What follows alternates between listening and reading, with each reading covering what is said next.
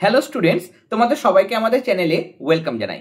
তোমাদের স্কুলের যেটা থার্ড সামেটিভ পরীক্ষা বা ফাইনাল পরীক্ষা সেটা খুব শীঘ্রই তোমাদের স্কুলে স্টার্ট হতে চলেছে। অনেক স্কুলে রুটিন দিয়েছে থার্ড সামেটিভ পরীক্ষা, সেটা তোমাদের নভেম্বরের তৃতীয় সপ্তাহ মানে থার্ড উইকে। অনেক স্কুলে কিন্তু আবার লাস্ট উইকের দিকে কিন্তু পরীক্ষা শুরু হয়ে যাবে। কেমন? এবার আমাদের থার্ড সামেটিভ পরীক্ষা তোমরা জানো 90 নম্বরের প্রশ্নপত্র হবে। জীবন বিজ্ঞানের ক্ষেত্রে নতুন দুটো চ্যাপ্টার 4 এবং চ্যাপ্টার নাম্বার 5, এই দুটো তো আছেই। এছাড়াও পুরনো তিনটে চ্যাপ্টার 1, 2, 3 তিনটে চ্যাপ্টার এবং নতুন দুটো চ্যাপ্টার, তাহলে মোট 5টা চ্যাপ্টার থেকে তোমাদের 90 নম্বরের প্রশ্নপত্র হবে। এবার বলি গাইডলাইনতে তোমরা জানো যে মার্ক ডিস্ট্রিবিউশন, নম্বরের যেটা বিন্যাস, প্রশ্ন কাঠামো কিরকম, কত এমসিকিউ, কত 1 নম্বরের বা 2 নম্বরের বা 5 নম্বরের কত কি প্রশ্নপত্র আছে, মানে কিরকম প্রশ্ন সেট করা হয় সেটা তোমরা জানো। প্রশ্ন বিজেতাদেরও দেওয়া হয়েছে, রেফারেন্স বইয়ের মধ্যে বিভিন্ন জায়গায় তোমরা সেটা পেয়েছো। এবার বলি অনেক স্কুলে কিন্তু সেই জিনিসটা ফলো হয় না। কেমন?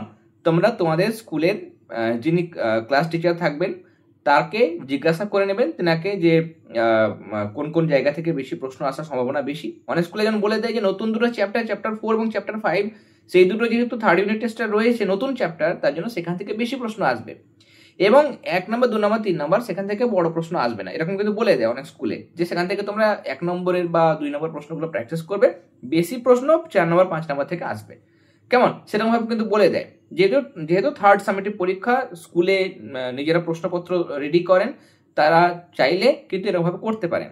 ওকে, যাই হোক সেটা তোমরা একটু দেখে নেবে। কিন্তু আইডিয়াল যেটা গাইডলাইন দেওয়া হয়েছে পর্ষদের, সেখানে কিন্তু প্রত্যেকটা চ্যাপ্টার থেকে কত নম্বর প্রশ্নপত্র হবে, এমসিকিউ 1 নম্বরে, 2 নম্বরে, 4 নম্বর, 5 নম্বরের কোন চ্যাপ্টার থেকে কতগুলো প্রশ্ন আসবে, সেটা কিন্তু একদম ক্লিয়ার একটা ইনস্ট্রাকশন দেওয়া হয়েছে। ওকে, যাই হোক তোমরা মাথায় রাখবে যে ইনস্ট্রাকশন দেওয়া আছে, তোমাদের স্কুলে ইনফরমেশন তোমরা সেটা কালেক্ট করবে যে কি বলছে সেখানে। সমস্ত চ্যাপ্টারগুলো থেকে মানে একদম পর্ষদের অনুযায়ী প্রশ্ন হবে না, কেমন প্রশ্ন হবে সেটা তোমরা কিন্তু একটু জেনে নেবে। কেমন? এবার আসি আমাদের চ্যাপ্টার নাম্বার 5, যেটা পরিবেশ ও তার সম্পদ। এটা ভীষণ গুরুত্বপূর্ণ একটা চ্যাপ্টার, ভাইটাল চ্যাপ্টার এবং তার পাশাপাশি খুব সহজ একটা চ্যাপ্টার। প্রথমে আসবো কেন ইম্পর্টেন্ট চ্যাপ্টার। তার কারণ হচ্ছে যে আমাদের মেন হচ্ছে ফাইনাল পরীক্ষা মাথায়, তাই না? এবং ফাইনাল পরীক্ষায় আমাদের 17 নম্বর আমরা এই চ্যাপ্টার থেকে পাবো। 3টে এমসিকিউ আসবে, 1 নম্বরের প্রশ্ন, একটি শব্দ উত্তর দাও, একটি বাক্য উত্তর দাও, সেখানে শূন্যস্থান পূরণ থাকতে পারে, স্তম্ভ মেলানো থাকতে পারে, সম্পর্ক নির্ণয়, মানে 4টের মধ্যে 3টে একটা বিষয় অন্তর্গত, নানা রকম ভাবে প্রশ্ন দিতে পারে। তাহলে সেই রকম প্রশ্ন তোমরা 5টা পাবে। 2 নম্বরে 2টো প্রশ্ন পাবে, তাহলে 4 নম্বর পেয়ে যাচ্ছ। আর 5 নম্বরে একটা বড় প্রশ্ন পাবে এবং অপশন তো তোমরা পাবে। যাই হোক সেই সংক্রান্ত মানে লাইফ সায়েন্সের সাজেশন আমরা প্রোভাইড করেছি চ্যাপ্টার 1 থেকে শুরু করে চ্যাপ্টার 5 পর্যন্ত। প্রত্যেকটা চ্যাপ্টারের আমরা সাজেশন হাতে লিখে এবং পাশে স্টার মার্ক করে দিয়েছি, যেগুলো বেশি গুরুত্বপূর্ণ, যেগুলো বেশি ইম্পর্টেন্স দেবে সেগুলোও কিন্তু আমরা ক্লাস দিয়েছি। যারা দেখোনি লাইফ সায়েন্সের, ফিজিক্যাল সায়েন্সের ক্ষেত্রে তো আমরা আনসার প্রোভাইড করেছি, যারা দেখোনি অবশ্যই সাজেশনের ক্লাসগুলো দেখে নিও। এছাড়া ম্যাথসের সাজেশনও রয়েছে। যাই হোক আমরা তাহলে এই চ্যাপ্টার নাম্বার 5 পরিবেশ ও তার সম্পদ, এটা আমরা টেক্সট বুক থেকে তাড়াতাড়ি কুইক রিভিশন করে নেব। যে জায়গা থেকে বিভিন্ন স্কুলে থার্ড সামেটিভ পরীক্ষায় যে জায়গাগুলো মানে কমন কিছু জায়গা রয়েছে যেখান থেকে প্রশ্ন করা হয় প্রত্যেকবার, তাহলে ওই জায়গাগুলো একটু ভালো করে তোমার রিভিশন করে নেবে। আমার আজকে কাজ হচ্ছে আমি ওই জায়গাগুলো তোমাদের দেখিয়ে দেবো, একদম সহজ করে একটু করে তোমাদের রিভিশন করে দেবো, মূল বিষয়টা তোমাদেরকে আমি এক্সপ্লেন করে দেবো। এরপরে তোমরা ওই জায়গাগুলো মার্ক করে নেবে। মার্ক করার পর এবার তোমরা সেগুলো একটু বাড়িতে প্র্যাকটিস করবে এবং যেগুলো আজকে ক্লাসে বোঝানো হবে সেটা একটু মাথায় রাখবে। দেখবে চ্যাপ্টারটা কিন্তু একদমই সহজ চ্যাপ্টার এবং এই চ্যাপ্টারটা কিন্তু তোমাদের ক্লাস 10এও কাজে দেবে, একদম রিলেটেড চ্যাপ্টার। কেমন? যে গুরুত্বপূর্ণ, যেহেতু বলছিলাম এক হচ্ছে নম্বর বেশি পাচ্ছ, 17 নম্বরের চ্যাপ্টার থেকে রয়েছে, এছাড়াও ক্লাস 10-এ গিয়েও কিন্তু তোমাদের এটা কাজে দেবে। ওকে, তাহলে চলো আমরা ক্লাসটা স্টার্ট করি। তোমরাও কিন্তু পেন্সিল নিয়ে বা মার্কার নিয়ে বা হাইলাইটার নিয়ে বসো এবং মার্ক করো কোন কোন জায়গাগুলো ইম্পর্টেন্ট, এবং সেগুলো কিন্তু তোমরা প্রিপারেশন নেবে। এবং অবশ্যই সাজেশনের ক্লাসগুলো তোমরা যারা দেখোনি, মিস করে গেছো, অবশ্যই দেখে নিও। তাহলে চলো আমরা ক্লাসটা স্টার্ট করি। এটা হচ্ছে সাতরা পাবলিকেশনের টেক্সট বুক। দেখো প্রথমে আমাদের একটা প্রশ্ন আছে, বাস্তুবিদ্যা বা ইকোলজি কাকে বলে?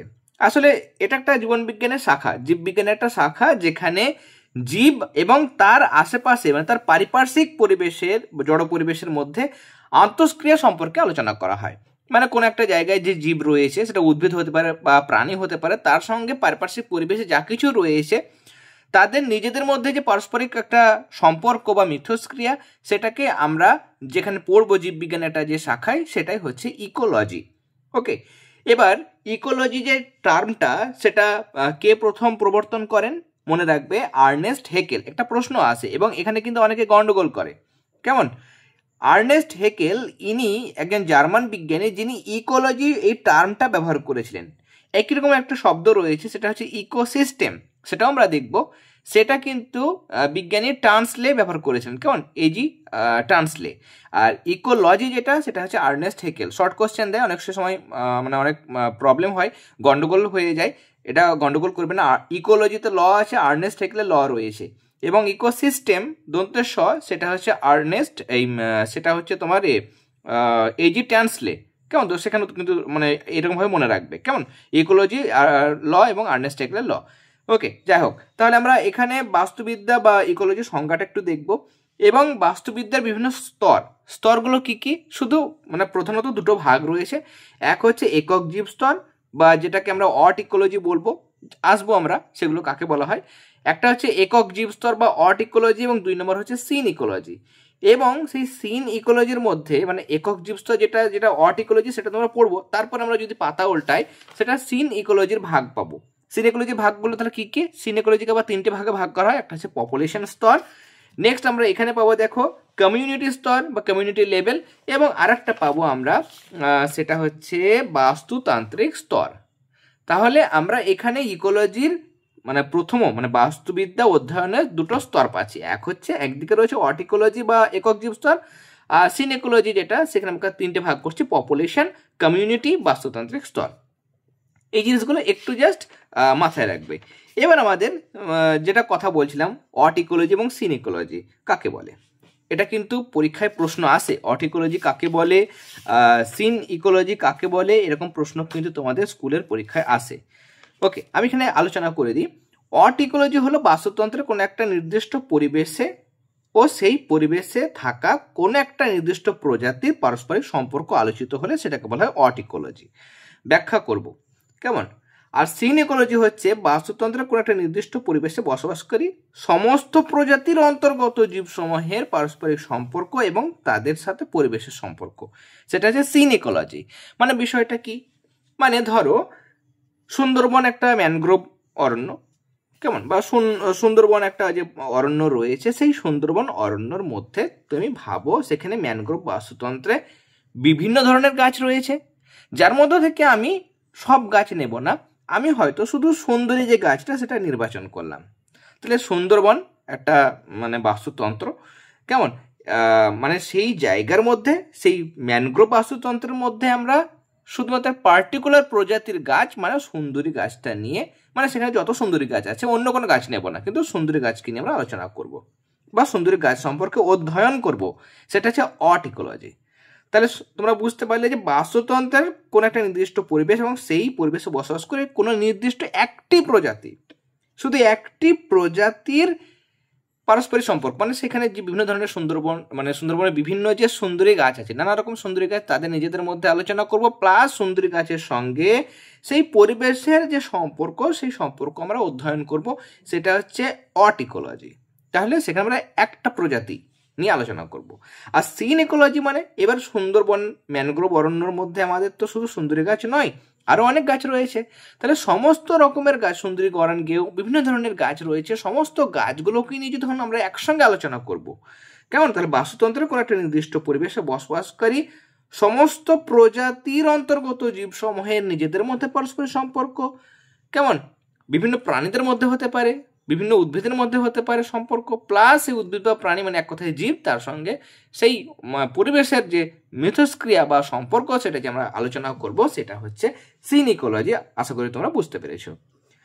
এবার আমরা যেমন এখানে ইকোলজি কথাটা বলছি, সেরকম আমাদের একই রকম ভাবে রয়েছে, সেটা হচ্ছে ইকোসিস্টেম। কেমন? ইকোসিস্টেম, এটাও কিন্তু পরীক্ষায় প্রশ্ন আসে, অনেক টেক্সট বুকে থাকবে। আমি তোমাদের যেটা রয়েছে প্রান্তিক প্রকাশনী, সেই টেক্সট বুকটা বেশি সাধারণত ব্যবহার করি, কিন্তু আজকে আমি এটা থেকে ক্লাস দিচ্ছি কারণ বেশিরভাগ স্কুলে এটাই চালাই, কেমন, প্রান্তিকও চালাই। ওকে, যাই হোক, ইকোসিস্টেম দেখো, ইকোসিস্টেম বা একে বলা হয় বাস্তুতন্ত্র, যেটা এজি টার্নসলে শব্দটা প্রথম ব্যবহার করেছিলেন। এটা কি, কোন একটা নির্দিষ্ট বসতি অঞ্চল রয়েছে, সেই বসতি অঞ্চলে পরিবেশের যেটা জড় উপাদান এবং জড় উপাদানের সাথে সজীব উপাদান, সজীব উপাদান কারা, উদ্ভিদ প্রাণী, তারাই মানে জীব সম্প্রদায়গুলো। কেমন, তাহলে কোনো একটা জায়গাতে কোনো নির্দিষ্ট বসতি অঞ্চলে জড় উপাদানের সঙ্গে সজীব উপাদান এবং সজীব উপাদানের নিজেদের মধ্যে যে পারস্পরিক আন্তঃক্রিয়া ফলে যে বসবাস রীতি গড়ে ওঠে, সেটাই হচ্ছে বাস্তুতন্ত্র বা ইকোসিস্টেম। আরও একটা প্রশ্ন অনেক সময় আমরা দেখতে পাই এবং খুব গুরুত্বপূর্ণ একটা জিনিস, সেটা হচ্ছে বায়োম। বায়োম আসলে কি? বায়োম হলো যে নির্দিষ্ট জলবায়ু দ্বারা প্রভাবিত বৃহৎ ভৌগোলিক অঞ্চলে যে সমস্ত নির্দিষ্ট বৈশিষ্ট্যযুক্ত উদ্ভিদ ও প্রাণী গোষ্ঠী বাস করে। ছোট জায়গা কিন্তু নয়। বায়োম মানে হচ্ছে সেখানে বিশাল একটা বড় একটা জায়গা এবং সেই পুরো জায়গা ধরে একটা নির্দিষ্ট জলবায়ু অঞ্চল থাকবে, যেমন আমাদের যেমন মৌসুমী জলবায়ুর অন্তর্গত আমরা, তাই না? এবার বায়োম হচ্ছে একটা নির্দিষ্ট জলবায়ু দ্বারা প্রভাবিত হবে এবং নির্দিষ্ট ভৌগোলিক অঞ্চলে কি হবে, নির্দিষ্ট বৈশিষ্ট্যযুক্ত উদ্ভিদ এবং প্রাণী গোষ্ঠী বসবাস করে। তাহলে সেই জায়গাটাকে আমরা কি বলবো, বায়োম বলবো। কেমন, মানে মানে যে সমস্ত উদ্ভিদ প্রাণী একসঙ্গে বসবাস করছে, উদ্ভিদ বা প্রাণী গোষ্ঠী, তাদেরকে আমরা কি বলবো, একসঙ্গে বায়োম বলবো। স্থলজ বায়োম হচ্ছে একটা উদাহরণ, হচ্ছে যেমন মেরু একটা স্থলজ বায়োমের উদাহরণ হবে। তৃণভূমি, তুন্দ্রা বায়োম, সেখানে নির্দিষ্ট জলবায়ু রয়েছে এবং সেখানে বিভিন্ন ধরনের মানে নির্দিষ্ট বৈশিষ্ট্যযুক্ত উদ্ভিদ এবং প্রাণী গোষ্ঠী বসবাস করে। এগুলো স্থলজ যেমন বায়োম রয়েছে, মানে জলজ বায়োম, সাগর, তার বাস্তুতন্ত্র আলাদা, সেখানে বিভিন্ন মানে নির্দিষ্ট বৈশিষ্ট্যযুক্ত উদ্ভিদ প্রাণী বসবাস করে। ওকে, তাহলে সেগুলো আমাদের একটু বায়োমের সংজ্ঞাটা দেখে নেবে। এরপরে আমরা এখানে দেখতে পাচ্ছি একক জীব স্তরে বিভিন্ন ধরনের যে উপাদান রয়েছে, মানে যে শর্তগুলো উদ্ভিদ প্রাণীদের নির্দিষ্ট পরিবেশে অভিযোজিত হতে সাহায্য করে, মানে আলো রয়েছে, আর্দ্রতা রয়েছে, তাপমাত্রা রয়েছে, এগুলো সম্পর্কে প্রশ্ন সাধারণত করা হয় না, ভেতর থেকে প্রশ্ন আসে একসঙ্গে। এই মানে তার শর্তগুলো, মানে কিভাবে আলো, আর্দ্রতা, তাপমাত্রা কিভাবে তাদের অভিযোজনে সাহায্য করে, একসঙ্গে বড় প্রশ্ন দেয় না, ভেতর থেকে 2 নম্বরের উপর প্রশ্ন দিতে পারে। যেমন আমরা এখানে দেখতে পাবো এই যে হেলিওফাইটস। হেলিওফাইটস আসলে কি? হেলিওফাইটসের জিনিসটা আমরা দেখব এখানে। হেলিওফাইটস মনে রাখবে যে কিছু কিছু উদ্ভিদ রয়েছে, সেগুলো কিন্তু উজ্জ্বল আলোতে জন্মায়। তাহলে উজ্জ্বল আলোতে, তীব্র আলোতে যে সমস্ত গাছগুলো জন্মাবে তাদের আমরা বলবো হেলিওফাইটস। ওকে, কোনগুলো? হেলিওফাইটস তাহলে বেশি সূর্যালোক দরকার, তার জন্য মনে রাখবে একে অনেক সময় সান প্ল্যান্টও বলা হয়। সান প্ল্যান্ট মানে সূর্য এদের মানে প্রয়োজন, সূর্যের আলোটা বেশি প্রয়োজন এদের। তাহলে সূর্যের আলো বেশি প্রয়োজন বা উজ্জ্বল আলোতে জন্মায়, তাদেরকে আমরা বলবো হেলিওফাইটস। ওকে, বা সান প্ল্যান্ট। এবার কোনগুলো উদাহরণ? সূর্যমুখী হতে পারে, টমেটো হতে পারে। কেমন, সূর্যমুখী, টমেটো, এগুলো। ওকে, বৈশিষ্ট্য যেগুলো দেওয়া হয়েছে, পাতার প্যালিসিটি প্যারেনকাইমা থাকে, পাতাগুলো ক্ষুদ্র পুরু কিউটিকল মানে শক্ত আবরণ দিয়ে ঢাকা থাকে, পত্ররন্ধ্র পাতার একদম ভেতরে গভীরে থাকে, পরমধ্যগুলো ছোট পুরু হয়। এগুলো একটু চাইলে রিডিং পড়ে নিতে পারো। ওকে, একটা আমাদের প্রশ্ন আমরা দেখেছিলাম এবার, সেটা হচ্ছে কোন মাছের লার্ভার বিকাশ আলোতে ভালো হয়? যারা প্রশ্নবিচিত্রা সলভ করেছো, আমার চ্যানেলে আমি সবগুলো সলভ করতে পারিনি চ্যানেলের মধ্যে, সেখানে আমি দেখেছি, কিন্তু সমস্ত প্রশ্নগুলো আমাদের দেখা হয়ে গেছে। সেটা হচ্ছে যে এই যে স্যালমন মাছ, বা আমরা স্যামন মাছ বলবো, তাই না? ইংলিশে প্রোনাউন্সিয়েশনটা স্যামন মাছ হবে। যাই হোক, এটা লিখতে পারো বা এরকমভাবে বানান করে লিখতে পারো, মানে স্যামন মাছ। কেমন, স্যালমন তো নয়, স্যামন। তাহলে স্যামন মাছটার বিকাশ মানে লার্ভার বিকাশ আলোতে ভালো হয়, এটা প্রশ্ন আসে। ওকে, যাই হোক, তাহলে আমরা হেলিওফাইটসটা দেখলাম। তাহলে হেলিওফাইট হচ্ছে যে সমস্ত উদ্ভিদগুলো উজ্জ্বল আলোতে জন্মায়, তাদের হেলিওফাইট বলে। একই রকম ভাবে আছে একটা সিওফাইটস একটা রয়েছে, সেড প্ল্যান্টও বলা হয়। উল্টো মানে যে সমস্ত উদ্ভিদ বেশি আলো দরকার হয় না, অল্প আলোতেই বা ছায়াযুক্ত অঞ্চলে জন্মায়, তাদের আমরা বলবো সেড প্ল্যান্ট। সেড মানে ছায়া। তাহলে সিওফাইট বা সেড প্ল্যান্টটা ছায়া মানে বেশি আলো দরকার হয় না, ছায়াতেই জন্মায়। কোন গাছ সেগুলো? কচু হবে, মস জাতীয় উদ্ভিদ যেগুলো রয়েছে সেগুলো হবে উদাহরণ। ওকে, এবার হেলিওফাইটসের যে আমরা এই মানে বৈশিষ্ট্যগুলো পড়লাম, অভিযোজনগত বৈশিষ্ট্য, সেগুলো তোমরা দেখবে। সিওফাইটসগুলো একটু অন্যরকম। সিওফাইটসের ক্ষেত্রে মানে আমরা যে উদাহরণগুলো দেখলাম, কচু হতে পারে। কচু তুমি দেখেছো যারা, দেখবে পাতাগুলো বড় হয়, তাই না? তাহলে সিওফাইটসের যখন তোমরা বৈশিষ্ট্য লিখবে, তখন তোমরা ওটা লিখতে পারো যে পাতাগুলো বড় এবং পাতলা, পাতলা কিউটিকল যুক্ত হয়।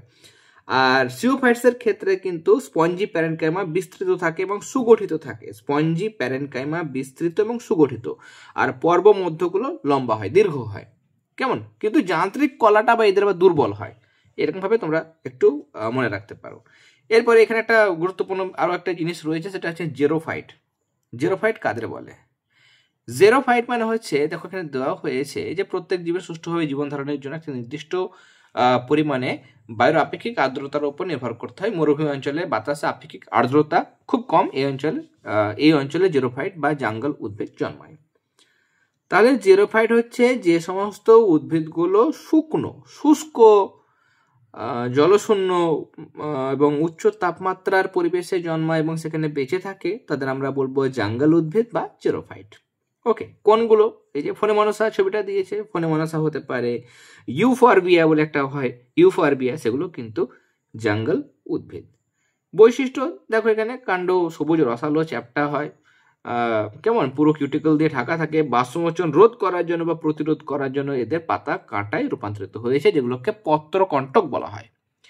এবং এদের মূলগুলো কিন্তু খুব লম্বা, দীর্ঘ হয়, মানে অনেক মাটির অনেক নিচে, মরুভূমি অঞ্চল, মাটিতে জল খুব কম, একদমই নিচে, অনেক তো মানে লেয়ারটা অনেকটা নিচে, তার জন্য এদের মূলগুলো অনেক লম্বা হয়, জলের সন্ধানে মাটির গভীরে কিন্তু প্রবেশ করে। ওকে, আর যেগুলো পার্শ্বীয় মূল সেগুলো কিন্তু খুব গভীরে যায় না, কাছাকাছি যায়, যাতে বৃষ্টি হলে সেখান থেকে জলটা কিন্তু শোষণ করতে পারে। তাহলে এই জেরোফাইটের কিছু কিছু বৈশিষ্ট্য তোমরা একটু কিন্তু দেখে নেবে। কেমন?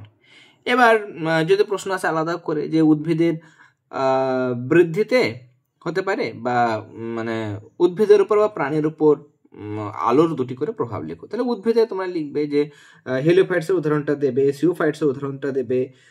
আলোক পর্যাবৃত্তি লিখতে পারো, যে আলো দ্বারা উদ্ভিদের ফুলের কিন্তু পরিস্ফুটন নিয়ন্ত্রিত হয়। যেমন সূর্যমুখী, সেটা সূর্য যেদিকে থাকে সেদিকে কিন্তু থাকে, সেদিকে মুখ করে থাকে। কেমন? আলোক পর্যাবৃত্তিটা লিখতে পারো। প্রাণের ক্ষেত্রেও কিন্তু এই যে আমরা যেমন দেখলাম প্রাণীর স্যামন মাছ, সেটা পর্যায়ী পাখি, এদের মানে কিভাবে মানে দিবা দৈর্ঘ্যের উপরে এদের মানে বসতি নির্ভর করে। এরা যখন ওদের দেশে প্রচণ্ড শীত পড়ে, তখন কিন্তু আমাদের দেশে ওরা হাজার হাজার মাইল পাড়ি দিয়ে চলে আসে, তাই না? তাহলে মানে দিবা দীর্ঘের উপর নির্ভর করে পরিযায়ী পাখি এবং পরিযায়ী প্রাণীরাও আছে, তারা কিন্তু অনেক সময় এক জায়গা থেকে অন্য জায়গায় চলে আসে। এগুলো সহজ জিনিস, তোমরা মানে পরিযান যে জিনিসটা তোমরা জানো, ডিটেলসে যাচ্ছি না। একই রকমভাবে যদি বলে উদ্ভিদ এবং প্রাণীর ওপর আর্দ্রতার প্রভাব, এখান থেকে করবে, আর্দ্রতার প্রভাব দেওয়া হয়েছে প্রাণীদের ক্ষেত্রে, যেমন যে সিলভার ফিশ, এটা মানে বইয়ের পোকা। কেমন? এদের জননের জন্য আপেক্ষিক আর্দ্রতার প্রয়োজন 40 থেকে 90%, আপেক্ষিক আর্দ্রতা 80% হলে এই নিম্ফগুলো কিন্তু মারা যায়।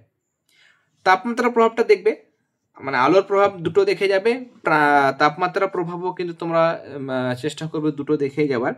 তাপমাত্রার ক্ষেত্রে উদ্ভিদের যেটা প্রভাব তোমরা লিখবে, যে তাপমাত্রা দ্বারা উদ্ভিদের বিস্তার কিন্তু প্রভাবিত হয়। কেমন? মেগাথার্মস অঞ্চল রয়েছে, উচ্চ তাপমাত্রায় যে সমস্ত উদ্ভিদগুলো জন্মায় তাদেরকে বসবাস করে, তাদের মেগাথার্মস বলা হয়। কেমন? এই যেখানে লেখা আছে। তাহলে তাপমাত্রা দ্বারা উদ্ভিদের বিস্তার বিশেষভাবে প্রভাবিত হয়। মেগাথার্মস উদ্ভিদ এগুলো উচ্চ তাপমাত্রাযুক্ত অঞ্চলে বসবাস করে, এটা একটা উদাহরণ লিখবে। মাইক্রোথার্মসও হয় একই রকম ভাবে। মাইক্রোথার্মস মানে কম তাপমাত্রায় যে সমস্ত উদ্ভিদ বেঁচে থাকে। ওকে, এটা একটা লিখলে উদ্ভিদের উপর। আর এই লিখতে পারো, থার্মোন্যাস্টি একটা লিখতে পারো। থার্মোন্যাস্টি তোমরা ক্লাস 10-এ পড়বে, ন্যাস্টিক চলনের মধ্যে, যে তাপমাত্রা যদি কম বেশি হয় তাহলে উদ্ভিদের কিন্তু থার্মোন্যাস্টিক চলন দেখা যায়। মানে তাপমাত্রা বেশি হলে, যেমন টিউলিপ ফুলটা কিন্তু তাপমাত্রা বেশি হলে ফোটে। ওকে, আবার তাপমাত্রা যদি কমে যায় তাহলে পাপড়িগুলো বা মুদে যায়, বন্ধ হয়ে যায়। তাহলে তাপমাত্রার উপর নির্ভর করছে, এটা একটা লিখবে। প্রাণীর ক্ষেত্রে তোমরা মানে লিখতে পারো যে পরিযানটা লিখতে পারো, যে অনেক প্রাণী ঠান্ডা গরমের উপর নির্ভর করে অন্য জায়গায় কিন্তু পরিযান করে। আর কিছু কিছু প্রাণী রয়েছে শিংযুক্ত, মানে মরু গিরগিটি, কেমন? ফ্রিনোসোমা বলে একটা রয়েছে, গেছো ব্যাং রয়েছে। কেমন? এরা কিন্তু কম তাপমাত্রায় গাঢ় রঞ্জক সৃষ্টি করে দেহের রং পরিবর্তন করে এবং এভাবে কিন্তু তারা আত্মরক্ষা করে। ওকে, বা এখানে আরো অনেক উদাহরণ দিয়েছে, তোমরা চাইলে এরকম একটা উদাহরণ দিতে পারো। ওকে, উটের ক্ষেত্রে উটের উদাহরণটাও তোমরা দিতে পারো। মানে মেন কথা হচ্ছে দুটো করে তাপমাত্রা প্রভাব তোমরা কিন্তু অবশ্যই দেখে যাবে। নেক্সট আমাদের এখানে বেশ কিছু গুরুত্বপূর্ণ মানে বেশি ইম্পর্টেন্ট জায়গা যেগুলো সেগুলোতে আমরা আসবো। এখানে আমাদের যেমন রয়েছে জন্মহার, মৃত্যুহার, এগুলো কিন্তু প্রশ্ন আছে। জন্মহার বা ন্যাটালিটি কাকে বলে? মানে একক সময়ে জন্মের মাধ্যমে জননের সাহায্যে বা জননের মাধ্যমে যে সংখ্যায় নতুন কোনো সদস্য পপুলেশনে যুক্ত হয়, কেমন একক সময়ে জন্মের মাধ্যমে যে সংখ্যায় নতুন সদস্য পপুলেশনে যুক্ত হয় তাকে বলা হয় জন্মহার বা ন্যাটালিটি। ভীষণ ইম্পর্টেন্ট, ভালো করে দেখে যাবে। এবং এখানে দেখো ন্যাটালিটির প্রকারভেদে আছে, একটু একটু জাস্ট জিনিসটা দেখে রাখবে বিষয়টা। কেমন যে জন্মের মাধ্যমে কোনো পপুলেশন একক সময় যে পরিমাণ নতুন সদস্য যুক্ত রাখার ক্ষমতা রাখে সেটা হচ্ছে চরম বা সার্বিক ন্যাটালিটি। কেমন এবার এখানে বলছে একক সময়ে কোনো পপুলেশনের প্রকৃতপক্ষে যে সংখ্যায় নতুন সদস্য জন্ম দেয় তাকে বলা হয় প্রকৃত এবং ইকোলজিক্যাল ন্যাটালিটি। কখনো বাস্তুতন্ত্রের আচ্ছা মানে ব্যাপার হচ্ছে যে চরম বা সার্বিক ন্যাটালিটি মানে হচ্ছে আদর্শ বাস্তুতান্ত্রিক পরিবেশে পপুলেশনে মোট যে নতুন সদস্য যুক্ত হচ্ছে যতগুলো, সেটা হচ্ছে চরম বা সার্বিক ন্যাটালিটি। এবং নানা কারণে দেখা যায় যে যে নতুন সদস্য জন্ম নিচ্ছে তারা কিন্তু সার্ভাইভ করতে পারছে না, তারা হয়তো পরিবেশগত এরকম বাধার জন্য বা নানা কারণে সেটা হয়তো মারা যাচ্ছে। ফলে যতগুলো হয়তো 10টা নতুন সদস্য মানে হলো জন্ম নিল, সেটা 10টা আমরা মানে হিসেব করব, সেটা হচ্ছে চরম বা সার্বিক ন্যাটালিটির মধ্যে পড়বে। কিন্তু যদি 10টার মধ্যে সবগুলো 10টা যদি সার্ভাইভ না করে, হয়তো দেখা গেলো 8টা সার্ভাইভ করলো, বেঁচে থাকলো, তাহলে সেই 8টাকে আমরা বলবো কিন্তু প্রকৃত বা ইকোলজিক্যাল ন্যাটালিটি, যেহেতু শুধু সেইগুলোই আসল, সেগুলোই কিন্তু বেঁচে থাকছে। তাহলে একক সময় কোনো পপুলেশনে প্রকৃতপক্ষে যে সংখ্যায় নতুন সদস্য জন্ম দেয় সেটা হচ্ছে প্রকৃত বা ইকোলজিক্যাল ন্যাটালিটি। ওকে, এবং ফর্মুলাটা মনে রাখবে, ক্যাপিটাল এন সমান ND/T। ND মানে হচ্ছে মোট নবজাতক যেটা, আর একক সময় দিয়ে ভাগ করবো, তাহলে একক সময়ে কতগুলো নবজাতক জন্মগ্রহণ করলো তাদের সেটাকে বলবো আমরা ন্যাটালিটি বা জন্মহার। ওকে, মৃত্যুহারও একই রকম, একক সময় পপুলেশনে যে সংখ্যায় জীবের মৃত্যু ঘটছে সেটাকে মৃত্যুহার বা মর্টালিটি বলবো। এখানেও একই রকম আমাদের এই জায়গাগুলো দেখতে হবে, এগুলো একটু দেখে নেবে কেমন। আর এখানে মানে আমাদের সংজ্ঞার পাশাপাশি পার্থক্যটাও কিন্তু পরীক্ষাতে আসে, কেমন পার্থক্যটা তোমরা দেখবে। ন্যাটালিটি এবং মর্টালিটি পার্থক্য অনেক স্কুলে দেয়, সংজ্ঞাটা একটা দেবে। 2 নাম্বার এই ন্যাটালিটি মানে জন্মহার, তাহলে জন্মহার জন্ম হচ্ছে, তাহলে পপুলেশনের আকার আয়তন বাড়ছে। মর্টালিটিতে মানুষ মারা যাচ্ছে, মানুষের ক্ষেত্রে যদি ধরি, অন্য জীবের ক্ষেত্রে অন্য জীবও আমরা বলতে পারি, উদ্ভিদ প্রাণী সবই বলতে পারি। যাই হোক, তাহলে মর্টালিটি মানে মৃত্যু, এখানে মৃত্যুর হার, তাহলে মৃত্যু হলে পপুলেশনের আকার কি হবে? কমবে, আয়তনও কমবে। এখানে পপুলেশনের ঘনত্ব বাড়ে, এখানে ঘনত্ব কমে। এখানে জীবভরটা বাড়ে, এখানে জীবভরটা কমে। ওকে, তাহলে এরকমভাবে আমাদের জিনিসগুলো দেখতে হবে। এবং পপুলেশনের বৃদ্ধি নিয়ন্ত্রণের এগুলো কিন্তু শর্ত। যদি বলে পপুলেশনের বৃদ্ধি নিয়ন্ত্রক শর্তগুলি কি কি, লিখবে এই যে জন্মহার, মৃত্যুহার এবং আরেকটা হচ্ছে পরিযান। এই 3টে কিন্তু নির্ভর মানে ডিপেন্ড করে মানে কোনো একটা জনসংখ্যা বা পপুলেশনের বৃদ্ধি। জন্মহার বেশি হলে সেই পপুলেশনের সংখ্যা বাড়বে, মৃত্যুহার বাড়লে পপুলেশনের সংখ্যা কমবে, পরিযানও তাই, পরিযান অন্য জায়গায় চলে গেলে সেখানে তাহলে জনসংখ্যা কমবে, ঘনত্ব কমবে, তাই না? পরিযানটাও কিন্তু ইম্পর্টেন্ট। পরিযান কাকে বলে বা মাইগ্রেশন কাকে বলে? যে কোনো জীব তার বেঁচে থাকার জন্য উপযুক্ত পরিবেশ কিন্তু খোঁজে, খাদ্যের জন্য হতে পারে, জননের জন্য হতে পারে, বাসস্থানের জন্য হতে পারে, নানাভাবে সে জীব কি করে কিন্তু তার উপযুক্ত পরিবেশ খোঁজে, তাই না? তাহলে খাদ্য, বাসস্থান, প্রজনন ইত্যাদি নানা কারণে যখন প্রতিকূল পরিবেশ থেকে কোনো একটা জীব অনুকূল পরিবেশে চলে গেল, সেটা স্থায়ীভাবে যেতে পারে, অস্থায়ীভাবেও যেতে পারে, মানে একদম পুরো পার্মানেন্ট চলে গেল সেটাও হতে পারে, বা টেম্পোরারি গেল, যেমন পরিযায়ী পাখিটা আমরা দেখছি যাচ্ছে, আবার শীত ওদের দেশে শীত কমলে আবার ফিরে যাচ্ছে, তা টেম্পোরারি, অস্থায়ী। তাহলে খাদ্য, বাসস্থান, এই প্রজনন ইত্যাদি কারণে যখন কোনো প্রতিকূল পরিবেশ থেকে অনুকূল পরিবেশে প্রাণীরা স্থায়ী বা অস্থায়ীভাবে গমন করছে সেটাকে আমরা বলবো পরিযান। এটা মনে রাখবে কেমন। সাইবেরিয়া থেকে বিভিন্ন পরিযায়ী পাখি শীতকালে আমাদের দেশে আসে, শীতের শেষে আবার দল বেঁধে তারা সাইবেরিয়াতে ফিরে যায়, এগুলো লিখবে।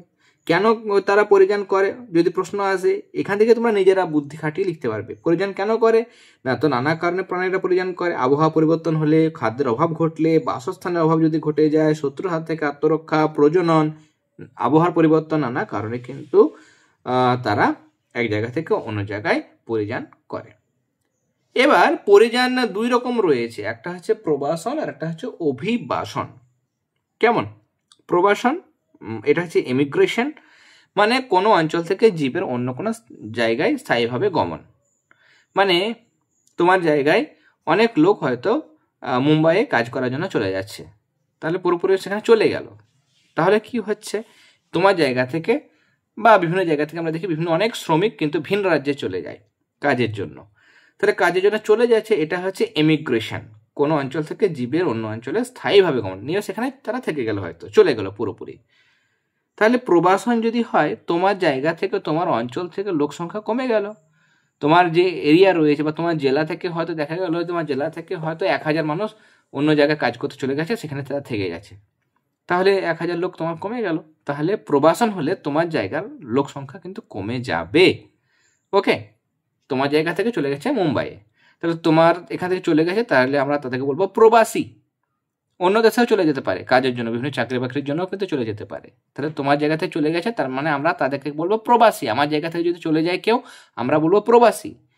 এবার বোম্বের লোক বা আমাদের এখান থেকে অনেক লোক হয়তো বিদেশে চলে গেছে বা আমেরিকা চলে গেছে, তাহলে সেই জায়গায় তারা কিন্তু ওদেরকে কি বলবে, আমার দেশ থেকে যারা চলে গেলো আমরা তাদেরকে বলছি প্রবাসী, যেহেতু তারা চলে গেছে, বাইরে চলে গেছে, কিন্তু তারা বলবে ইমিগ্রেশন করেছে তারা, ইমিগ্র্যান্ট। ইমিগ্র্যান্ট মানে তারা এসছে আমার জায়গাতে। কেমন? অভিবাসন ঘটেছে, মানে যখন কোনো বিভিন্ন অঞ্চল থেকে নতুন কোনো সদস্য কোনো একটা জায়গায় আসে, তাহলে আমি বোম্বেতে থাকছি, তাহলে আমার জায়গাতে এসছে ওরা। কেমন? তাহলে আমার জায়গায় যদি আসে, আমার লোক সংখ্যা এখানে কি হবে, বাড়বে। তোমার জায়গা থেকে, তোমার অঞ্চল থেকে, তোমার জেলা থেকে লোকজন গেল বোম্বেতে গেল, বোম্বেতে হয়তো আমি আছি, তাহলে দেখা গেল তোমার জায়গা থেকে লোক সংখ্যা কমে গেল, তাহলে তোমার প্রবাস জায়গায় প্রবাসন হয়েছে, প্রবাসীরা চলে গেছে বলে তোমার লোক সংখ্যা কমেছে, এখানে পপুলেশন ঘনত্ব কমে গেছে। আর বোম্বেতে আমার এখানে কিন্তু লোক সংখ্যা বেড়ে গেল, তাদেরকে আমরা কি বলবো, অভিবাসী। তুমি বলবো ওদেরকে প্রবাসী, আর আমি ওদেরকে নাম দেবো ইমিগ্র্যান্ট, মানে হচ্ছে অভিবাসী। তাহলে আমার এখানে অভিবাসন হওয়ার পরে লোক সংখ্যা বাড়ছে, আর প্রবাসনে কি হচ্ছে, লোক সংখ্যা তোমার অঞ্চলে কমে যাচ্ছে।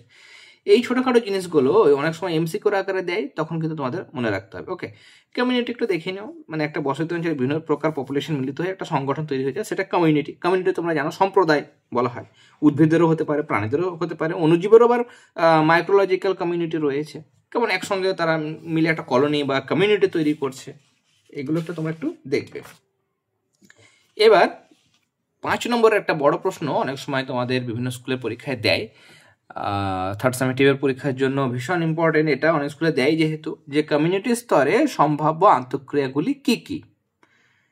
যদি একটা পুরো 5 নম্বরে দেয় তাহলে বড় করে লিখতে হবে, কিন্তু তোমরা জানো এখন 5 নম্বর প্রশ্নগুলো 2+3 এরকমভাবে ভেঙে দেয়, তাহলে আমরা 3 নম্বর হিসাবে পড়বো। আর 2 মার্কসের হয়তো কিছু প্রশ্ন দিয়ে দিল, হয়তো দিল যে পরিযান কাকে বলে, আর এর সাথে দিল কমিউনিটি স্তরে সম্ভাব্য আন্তঃক্রিয়াগুলি কি কি। তাহলে পরিযানের জন্য 2 নম্বর, আর 3 নম্বর তোমরা এখান থেকে পাচ্ছ। কেমন? এবার আমি ভেঙে ভেঙে প্রত্যেকটা জিনিস এখানে দেখব। প্রতিযোগিতা, এখানে বিভিন্ন প্রজাতির মধ্যে তোমরা জানো যে নানা ধরনের কিন্তু প্রতিযোগিতা অনেক সময় হয়, খাদ্যের জন্য, আশ্রয়ের জন্য, প্রজননের জন্য অনেক সময় বিভিন্ন প্রজাতির মধ্যে, একই প্রজাতির মধ্যে হতে পারে, কেমন, তাদের মধ্যে কিন্তু আন্তঃক্রিয়া দেখা যায়। ওকে, এটা হচ্ছে একটা নেগেটিভ ঋণাত্মক একটা মানে সম্পর্ক, আন্তঃক্রিয়া।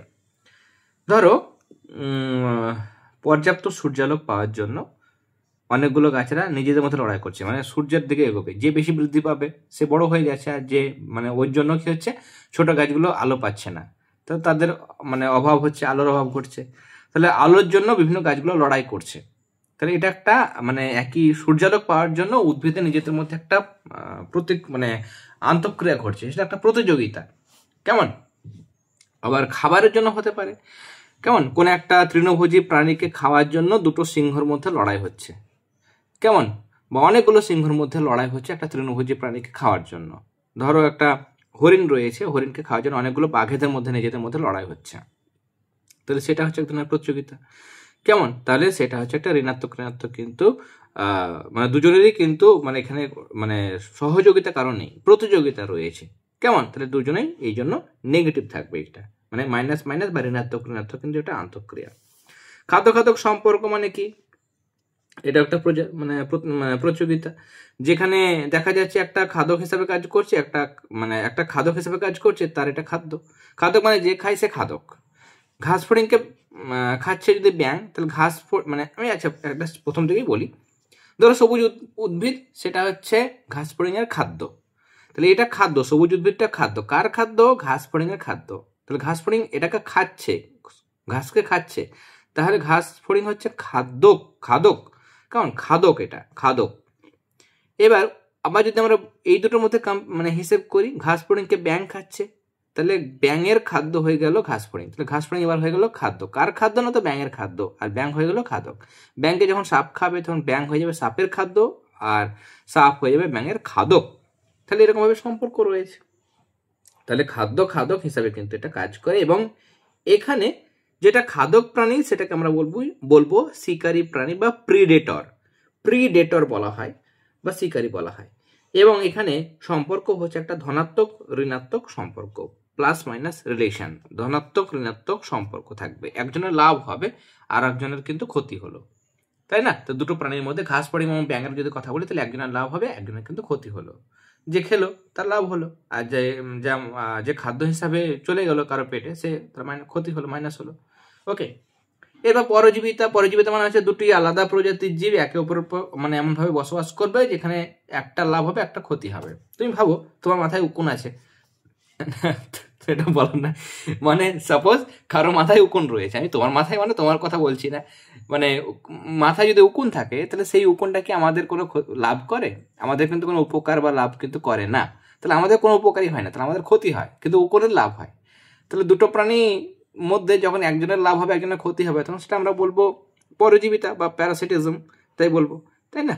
এবং যার দেহে বসবাস করে তাকে আমরা বলবো পোষক দেহ। তাহলে উকুন যদি আমাদের শরীরে বসবাস করে, তাহলে উকুনের পোষক হলো আমরা হচ্ছে হোস্ট, আমরা হচ্ছে তার পোষক, এবং উকুন হচ্ছে পরজীবী প্রাণী। কেমন? এবং সম্পর্ককে আমরা বলবো পরজীবিতা। যেমন স্বর্ণলতা উদ্ভিদের ক্ষেত্রে দেখো, স্বর্ণলতা উদ্ভিদ অন্যান্য উদ্ভিদের উপর জন্মায়। স্বর্ণলতা হলুদ সুতোর মতো, তারের মতো জিনিস, যে গাছে জন্মায় সে গাছকে পুরো একদম মেরে ফেলে, তার রস খেয়ে বেঁচে থাকে। তাহলে স্বর্ণলতা সেই উদ্ভিদের উপর জন্মগ্রহণ করছে, ধরো যে গাছের উপর জন্মগ্রহণ করছে সেটা হচ্ছে পোষক। তাহলে তার উপরে আশ্রয় নিচ্ছে, তার কোনো উপকারই আসছে না, বরং তার ক্ষতি করছে, এবং শুধু লাভ হচ্ছে স্বর্ণলতার। তাহলে একজনের লাভ হচ্ছে, এই জন্য প্লাস মাইনাস সম্পর্ক, প্লাস যার ক্ষতি হচ্ছে সে মাইনাস। তাহলে ধনাত্মক ঋণাত্মক মিথস্ক্রিয়া বা সম্পর্ক। একরকমভাবে মানুষের অন্তরে যেটা পরজীবী গোলকৃমি থাকে, সেটা কৃমি তার আমাদের শরীরে খাবারের পুষ্টিরসটা গ্রহণ করে নেয়, তাহলে আমাদের ক্ষতি হলো, এবং শুধু গোলকৃমিরই উপকার হয়, আমাদের কিন্তু কোনো উপকার হয় না। ওকে, বৈশিষ্ট্য দেখে নেবে।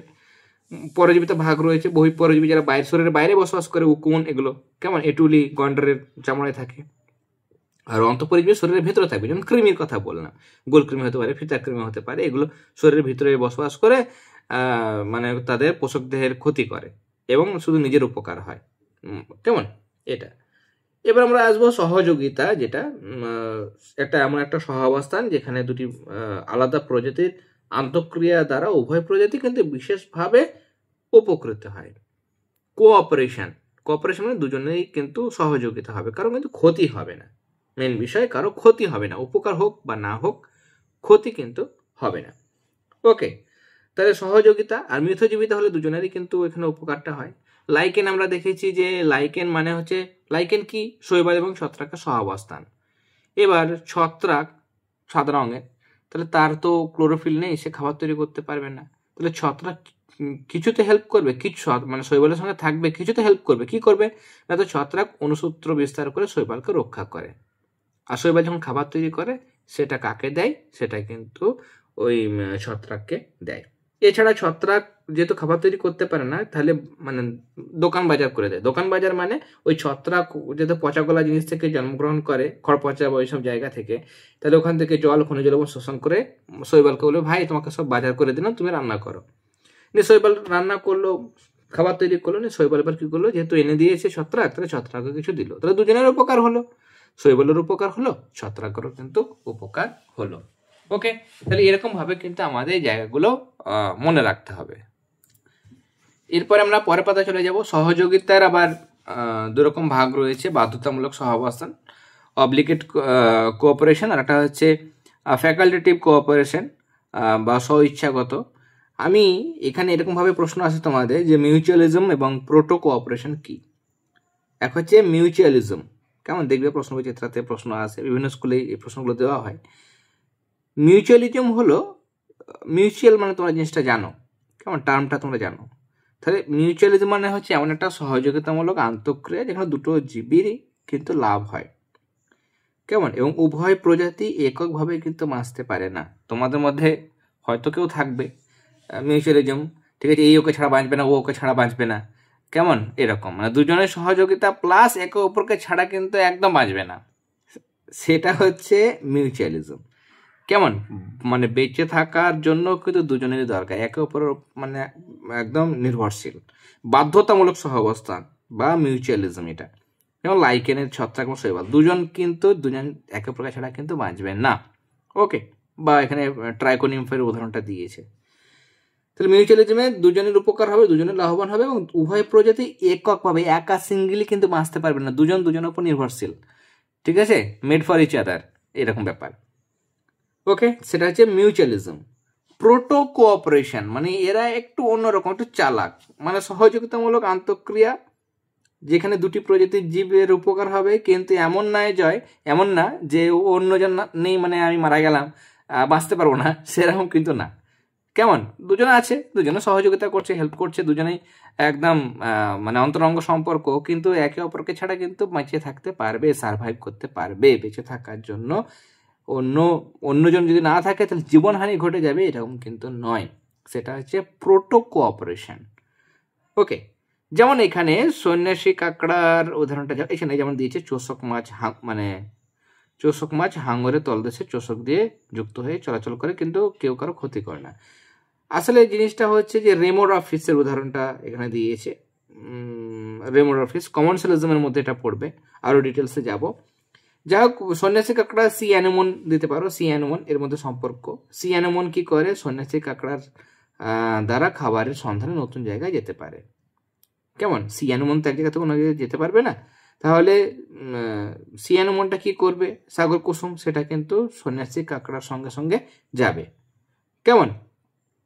এবং এখানে কি করবে, সি অ্যানেমনটা বা সাগর কুসুম তার কোষিকা রয়েছে, দংশকোষ রয়েছে, নিয়ে এ কি করবে, তাকে কাঁকড়াটাকে শত্রুদের হাত থেকে কিন্তু রক্ষা করবে। ওকে, এছাড়াও আমাদের আরো দুটো সম্পর্ক তোমরা দেখবে, সেটা হচ্ছে কমনসেলিজম এবং অ্যামেনসেলিজম, ঠিক আছে। যেটা আমি এখানে বললাম সেটা হচ্ছে কমনসেলিজম, কেমন, কমনসেলিজম, আর একটা হচ্ছে অ্যামেনসেলিজম, কেমন, অ্যামেনসেলিজম। এগুলো সম্পর্ক কি? কমনসেলিজম মানে হচ্ছে যে একটা সহযোগিতামূলক আন্তঃক্রিয়া যেখানে একটা প্রজাতির জীব লাভবান হয়, মানে একটা লাভ হলো মানে একটা প্লাস, আর একটা লাভ ক্ষতি কিছুই হয় না, সেটা হচ্ছে নিউট্রাল। ওকে, প্রসম, তাহলে ধনাত্মক প্রসম একটা সম্পর্ক, সেটা হচ্ছে কমনসেলিজম। যেমন এই যে রেমোরা মাছের কথাটা বলছিলাম, রেমোরা বা চোষক মাছ, সেটা চোষক মাছকেও তার একটা অংশ রয়েছে, সেই চোষক অঙ্গের সাহায্যে হাঙরের গায়ে কিন্তু লেগে থাকে। হাঙর যেখানে যেখানে যায়, হাঙর কোনো একটা শিকার ধরলো, পুরোটা খাবার খেতে পারলো না, বাকি যে অংশটা সেটা কিন্তু এই রেমোরা মাছটা খায়। তাহলে রেমোরা মাছ কি আছে, তার চোষক অংশ রয়েছে যার সাহায্যে হাঙরের গায়ে আটকে যায়, হাঙর যেখানে যেখানে যায় ও সেখানে সেখানে কিন্তু যায়, এবং হাঙরের বর্জিত যে খাবারের অংশ সেটা কিন্তু সে খায়। তাহলে রেমোরা মাছের উপকার হচ্ছে, কিন্তু হাঙরের গায়ে যে লেগে থাকছে তাতে লাভও হয় না, কোনো ক্ষতিও হয় না। তাহলে হাঙরের no profit, no gain, no loss, কোনো লাভও না কিন্তু কোনো ক্ষতিও না, নিউট্রাল। কিন্তু চোষক মাছের কিন্তু ওখানে লাভ হয়, তাই জন্য এটা সম্পর্কটা হচ্ছে প্লাস মাইনাস সম্পর্ক। ওকে, বোঝা গেল। আর অ্যামেনসেলিজম হচ্ছে যে সহযোগিতামূলক আন্তঃক্রিয়া দুটি ভিন্ন প্রজাতির জীব এমনভাবে বাস করবে যে একটা জীব অপর জীবটির বৃদ্ধিটাকে ব্যাহত করবে বা কাছাকাছি জন্মাতে বাধা দেয়। কেমন, মানে পেনিসিলিয়াম একটা ছত্রাক, পেনিসিলিয়াম নামক ছত্রাকটা কি করবে, এক ধরনের ব্যাকটেরিয়া রয়েছে স্ট্যাফাইলোকক্কাস, সেই স্ট্যাফাইলোকক্কাস নামক ব্যাকটেরিয়াটাকে জন্মাতে দিবে না বা বাধা দেবে। কেমন? তাহলে মানে এখানে দুটো ভিন্ন প্রজাতির জীব বাস করছে, স্ট্যাফাইলোকক্কাস পেনিসিলিয়াম একসঙ্গে বাস করছে, কিন্তু পেনিসিলিয়াম সেই যে ছত্রাক মানে পেনিসিলিয়াম নামক ছত্রাক সেটা কিন্তু স্ট্যাফাইলোকক্কাস ব্যাকটেরিয়াকে তার নিজের কাছে আসতে দিচ্ছে না বা তার কাছে জমাতে দিচ্ছে না, সে তাকে বাধা দিচ্ছে। তাহলে এটা হচ্ছে অ্যামোনসালিজম। ওকে, এরপর নেক্সট আমাদের যেগুলো দেখতে হয় সেটা হচ্ছে বাস্তুতন্ত্রের গঠনগত যে মানে শর্তগুলো রয়েছে সেগুলো ছকের সাহায্যে দেখাও। তখন তোমরা এখানে দেখাবে ছকটা। বাস্তুতন্ত্রের অজীবীয় কিছু শর্ত রয়েছে, সেটা হচ্ছে আলো, তাপ, জল, বায়ুমণ্ডল, ভূপ্রাকৃতিক গঠন। জীবজ শর্তের মধ্যে রয়েছে স্বভোজী, পরভোজী। পরভোজীর ভাগ রয়েছে খাদক, বিয়োজক, রূপান্তরক। খাদকের মধ্যে আবার ভাগ রয়েছে প্রাথমিক, গৌণ, প্রগৌণ, সর্বোচ্চ খাদক। খাদকটাকেও তুমি আবার ভাগ করতে পারো। ওকে, এবার এখানে যে ভাগগুলো রয়েছে মানে অজীবীয় শর্তগুলো আছে, অনেক সময় শর্তগুলো দেয়, শর্তগুলো সংক্ষেপে আলোচনা করো। অজীবীয় বা জীবজ শর্তগুলো সাধারণত দেয় অনেক সময়। তাহলে এই জায়গাগুলো এগুলো একটু রিডিং পড়ে নেবে, শর্তগুলো কি কি আছে। খুব একটা বেশি ইম্পর্টেন্ট নয়, সেটা আমি সেটা স্কিপ করে দিচ্ছি এবং তোমরা নিজেরা পারবে। স্বভোজী উপাদান কি, পরভোজী উপাদান কি, এই জায়গাগুলো একদম সহজ জিনিস, রিডিং পড়ার মতো তোমরা একটু পড়ে নেবে। 2 নম্বরে যদি দেয় যে জীবজ উপাদানগুলো সংক্ষেপে আলোচনা করো বা অজীবীয় উপাদানগুলো সংক্ষেপে আলোচনা করো, তখন একটু 2 নম্বরের জন্য তোমরা একটু দেখে নেবে। ওকে, এবার এখানে দেখো উৎপাদক, খাদক তো তোমরা জানো। কেমন? খাদকের ভাগ প্রাথমিক, গৌণ, প্রগৌণগুলো তোমরা ছোটবেলা থেকে পড়ে এসছো। বিয়োজক কি? বিয়োজকটা বা ডিকম্পোজারটা একটু দেখে নেবে। যেসব আণুবীক্ষণিক মৃতজীবী জীব, সেটা ব্যাকটেরিয়া হতে পারে, ছত্রাক হতে পারে, এটা মৃত উৎপাদক বা খাদকের মৃত্যুর পর সেই মৃতদেহকে বিয়োজিত করে সেই যে জৈব উপাদান সেগুলোকে ভেঙে অজৈব উপাদানে পরিণত করে এবং প্রকৃতিতে ফিরিয়ে দেয়, তাদের আমরা বলবো ডিকম্পোজার বা বিয়োজক। ব্যাকটেরিয়া, ছত্রাক, প্রোটোজোয়া এগুলো হচ্ছে উদাহরণ। এখান থেকে আমাদের অনেক সময় প্রশ্ন আসে যেটা যে বাস্তুতন্ত্রে বিয়োজকের ভূমিকা কি, বাস্তুতন্ত্রে বিয়োজকের ভূমিকা বা রোল কি। তাহলে ভূমিকা কি? বাস্তুতন্ত্রে বিয়োজকরা কি করবে? মৃত যে জীবদেহ, উদ্ভিদ হতে পারে, প্রাণী হতে পারে, সেই মৃত জীবদেহকে ভেঙে ফেলবে, বিয়োজিত করবে। বিয়োজিত করে মৃত জীবদেহের মধ্যে যে জৈব উপাদান থাকবে, জটিল জৈব যৌগ থাকবে, সেটাকে ভেঙে সরল যৌগ বা সরল বিভিন্ন অজৈব যৌগে পরিণত করে। এটা একটা প্রথম ভূমিকা, প্রথম এবং প্রধান। এছাড়াও বিয়োজকরা কি করে? বিয়োজকরা তাদের যে ক্রিয়া কাজ, সে কাজের মাধ্যমে এই যে বস্তুগুলো সেগুলো পরিবেশের মধ্যে ফিরিয়ে দেয়। তাহলে পরিবেশের বিভিন্ন যে চক্রগুলো রয়েছে, পরিবেশক চক্র বা জৈব ভূ রাসায়নিক চক্র, সেগুলো আমরা পড়বো। তাহলে সেই বিভিন্ন মৌলগুলো ফিরিয়ে দিচ্ছে পরিবেশে। কেমন? তাহলে পুনরায় কিন্তু আবার পরিবেশে মানে জীবদেহ থেকে পরিবেশে ফিরিয়ে দিচ্ছে, নিয়ে পরিবেশে মৌলগুলো ভারসাম্য বজায় থাকছে। তাহলে বিয়োজকের ভূমিকা অনেক সময় 2 নম্বরে একটা প্রশ্ন দেয়, তার জন্য তোমরা এটা দেখে যাবে। এছাড়া তোমাদের অনেক সময় প্রশ্ন আসে বাস্তুতন্ত্রের উৎপাদকের ভূমিকা বা গুরুত্ব লেখো। লিখবে যে বাস্তুতন্ত্রে মানে উৎপাদক কি করে, উৎপাদক গুলো কি করে, খাদ্য তৈরি করে এবং সেই খাদ্য সমস্ত প্রাণীকুল খেয়ে বেঁচে থাকে, তাই না? তাহলে সালোকসংশ্লেষ পদ্ধতিতে উৎপাদকরা যে শর্করা জাতীয় বা কার্বোহাইড্রেট জাতীয় খাবার তৈরি করে, সেগুলো সমস্ত জীবজগতেরই কিন্তু খাদ্য হিসাবে ব্যবহৃত হয়, এটা প্রধান। এছাড়া উৎপাদকের যে তৈরি খাবার সেটা সৌরশক্তি, রাসায়নিক শক্তি হিসেবে জমা হয় এবং এই শক্তিটাই পরে বাস্তুতন্ত্রের বিভিন্ন উদ্ভিদ বা প্রাণীর মধ্যে সেগুলো কিন্তু যায়, প্রবাহিত হয়। এছাড়া যখন সবুজ উদ্ভিদ খাবার তৈরি করে তখন অক্সিজেন তারা পরিবেশে মুক্ত করে, পরিবেশে ছেড়ে দেয়, তাই না? কার্বন ডাইঅক্সাইড নেয় এবং অক্সিজেন ছাড়ে।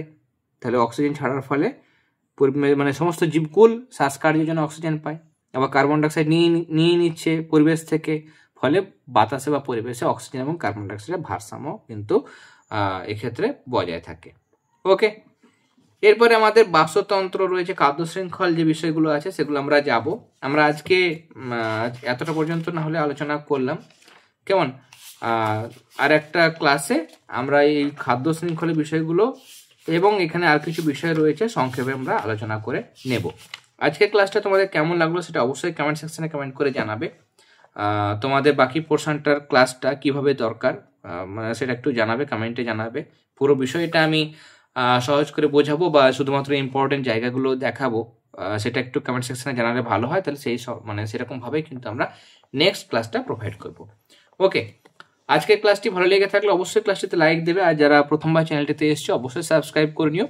জীবন বিজ্ঞান, ভৌত বিজ্ঞান এবং গণিতের সাজেশন দেওয়া হয়েছে, যারা দেখোনি অবশ্যই সাজেশনের ক্লাসগুলো তোমরা দেখে নিও।